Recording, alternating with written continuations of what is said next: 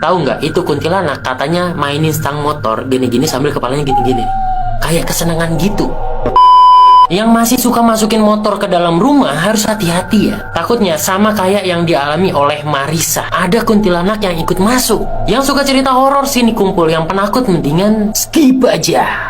Jadi ada yang ngirimin cerita nih, namanya Marissa. Kejadiannya beberapa bulan yang lalu. Marissa sama suaminya tinggal di sebuah kontrakan. Adanya di daerah Ciamis. Kontrakannya itu 3 petak. Jadi ruang depan yang sekaligus jadi ruang TV, terus kamar, terus di belakangnya itu ada kamar mandi dan juga dapur. Nah, kalau malam motor mereka itu dimasukin ke dalam, ditaruh di ruang TV. Soalnya sering terjadi curanmor, pencurian nomor. Iya elah, ini yang dicuri biasanya nomor-nomor cewek-cewek yang cakep nih. Bercanda-bercanda. Sebelum-sebelumnya itu nggak pernah ada apa-apa. Tapi beberapa bulan yang lalu, Marissa sama suaminya mengalami kejadian yang benar-benar mengerikan. Sekitar jam 12 malam, Marissa ini kebangun. Gara-gara dia itu ngedengar ada suara dari arah ruang TV. Suaranya itu kayak suara stang motor yang lagi dikunci stang, tapi digerak-gerakin. Kayak gini nih. Karena takut itu adalah maling, Marissa akhirnya bangunin suaminya disuruh ngecek. Tapi pas dicek nggak ada apa-apa. Setelah itu ya suaminya tidur lagi. Gara-gara kejadian tadi, Marissa itu nggak bisa tidur. Jadi akhirnya dia main handphone aja tuh. Nah, kamarnya Marissa itu nggak pakai pintu, tapi pakai kain yang kayak gini nih.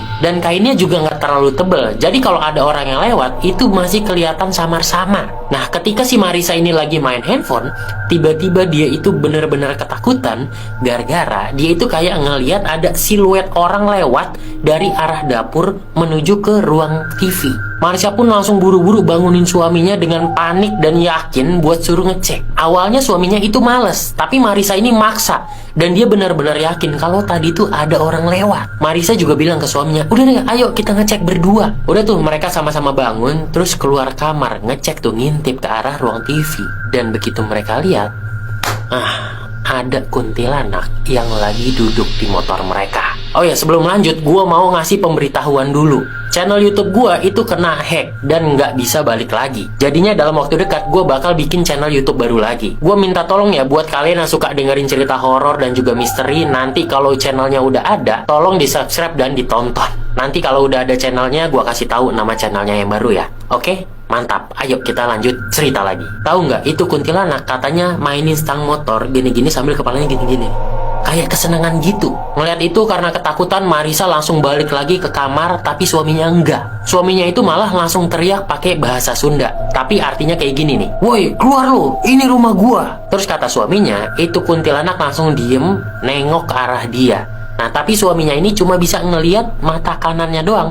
Soalnya yang lain itu pada ketutupan rambut. Terus setelah itu, kuntilanak itu turun dari motor, jalan pelan-pelan menuju ke pintu rumah, terus nembus gitu aja. Anjir, merinding gua, asli. Besok paginya, suaminya Marissa itu langsung nyuci motornya dan itu bersih banget. Karena kata suaminya, takutnya itu kuntilanak ikut gara-gara ada sesuatu yang nempel di motornya. Tapi untungnya setelah itu ya, kuntilanak itu nggak pernah ada lagi sih. Ayo, hati-hati yang masih suka masukin motor ke dalam rumah. Takutnya ada yang nempel nih kuntilanak kayak si Marissa. Mungkin lebih baik sebelum dimasukin rumah dibersihin dulu kali itu motor. Kalian ada yang pernah ngalamin kejadian horor yang bener-bener serem banget? Coba komen, nanti bisa gue ceritain.